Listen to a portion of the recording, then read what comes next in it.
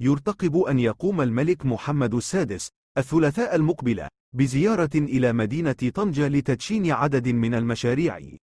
وتشهد عاصمة البوغاز منذ أيام حالة استنفار في صفوف مختلف الأجهزة الأمنية، كما تعرف شوارع المدينة عمليات تبليط وتزيين ووضع اللمسات الأخيرة على المشاريع التي انتهت الأشغال بها.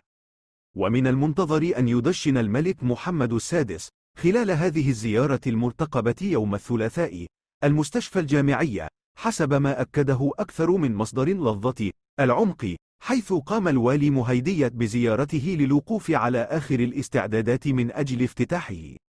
يشار إلى أن الملك محمد السادس قد أعطى انطلاقة الأشغال في هذه المعلمة الصحية شتنبر 2015، حيث أنجزت على مساحة إجمالية تبلغ 23 هكتارا، منها 89,072 متر مربع مغطاة.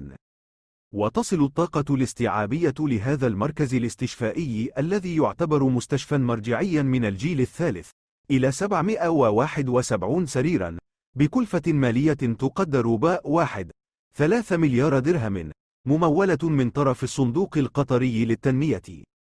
ويتوفر هذا المستشفى على قطب لام الأم والطفل، وقطب طبي جراحي، وقسم للعمليات يحتوي على 15 قاعة مركزية للجراحة وقاعة للمصابين بحروق بليغة، وأقطاب للتميز المستعجلات، ومركز للصدمات، ومختبر مركزي، ووحدة للتطبيب عن بعد، ومصالح للتكوين، ومرافق أخرى إدارية وتقنية.